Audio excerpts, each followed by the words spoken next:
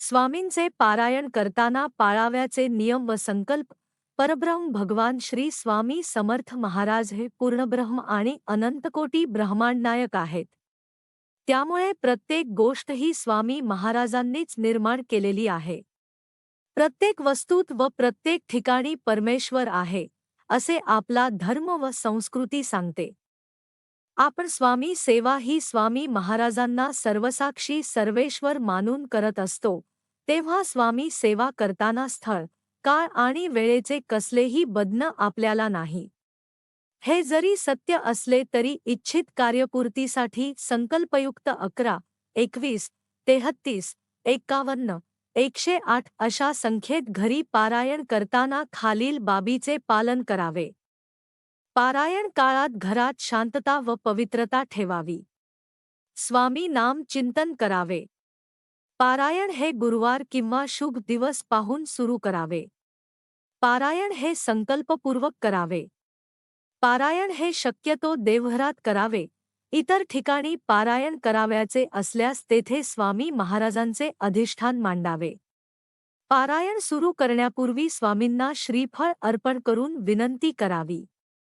रोज एक वेळा श्री स्वामी स्तवन आणि श्री स्वामी पाठ वाचून नंतर एक माळ स्वामी मंत्राचा जप करावा. नंतर रोजचे 3 अध्याय किंवा पारायण वाचन करावे. सर्वात शेवटी एक वेळा तारक मंत्र म्हणावा. ग्रंथ चौरंग किंवा पाटावर ठेवावा. पारायण करताना पूर्व किंवा उत्तरमुखी बसावे. दिवा व अगरबत्ती चालू असावी. अध्याय वाचन सुरू करण्यापूर्वी एक वेळा आनंदनाथ विरचित गुरुस्तवन वाचावे आणि 01 माळ श्री स्वामी मंत्राचा जप करावा. तसेच रात्री झोपताना एक वेळा तारक मंत्र म्हणावा. अध्याय वाचन हे संथ गतीने आणि एकाग्रपणे करावे. त्यातील मतितार्थ समजून घ्यावा. पारायण काळात आपण कोणतेही शुद्ध शाकाहारी अन्न खाऊ पिऊ शकतो. याला कसलेही बंधन नाही.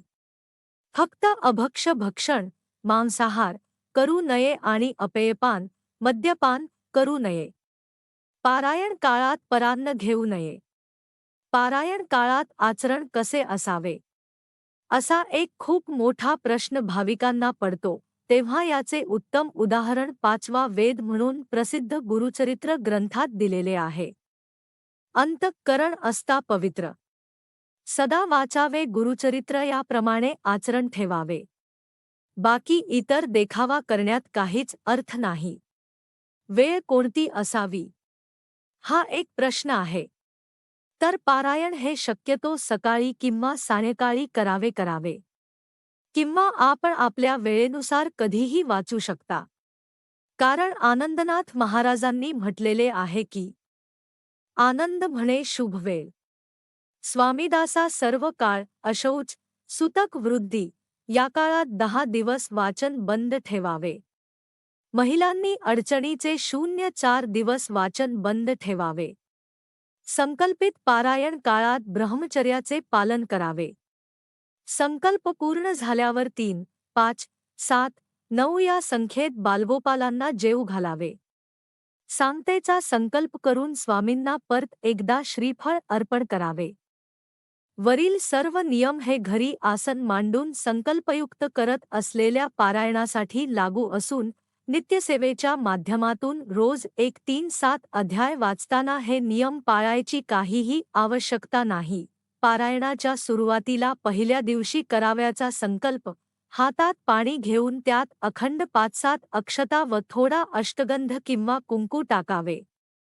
नंतर पुढील संकल्प म्हणावा. हे पूर्ण परब्रह्म ब्रह्मांडनायक श्री स्वामी महाराज, मी स्वतःचे नाव गोत्र माहीत नसल्यास कश्यप गोत्र म्हणावे. गावाचे नाव येथील रहिवाशी असून आपला सेवक आहे. माझे हे आपली समस्या अडचण याचा उल्लेख करावा. कार्य साध्य व्हावे या संकल्प पूर्तीसाठी मी श्री स्वामी चरित्र सारामृत या ग्रंथाचे पारायण संख्या एवढे पारायण करणार आहे.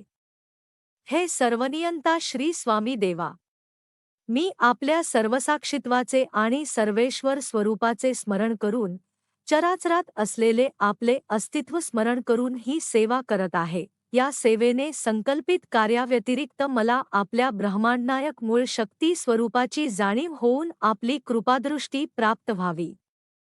तसेच या सेवेसाठी आपले कृपाशीर्वाद मिळून ही सेवा निर्विघ्नपणे पूर्ण करून घ्यावी, हीच आपल्याला विनंती. श्री स्वामी चरणार्पणमस्तू असे म्हणून हातातील पाणी ताम्हणात सोडावे. सांगतेचा संकल्प शेवटच्या दिवशी करावयाचा संकल्प. हातात पाणी घेऊन त्यात अखंड 5-7 अक्षता व थोडा अष्टगंध किंवा कुंकू टाकावे. नंतर पुढील संकल्प म्हणावा. हे पूर्ण परब्रह्म ब्रह्मांडनायक श्री स्वामी महाराज, मी स्वतःचे नाव गोत्र माहीत नसल्यास कश्यप गोत्र म्हणावे. गावाचे नाव येथील रहिवाशी असून आपला सेवक आहे.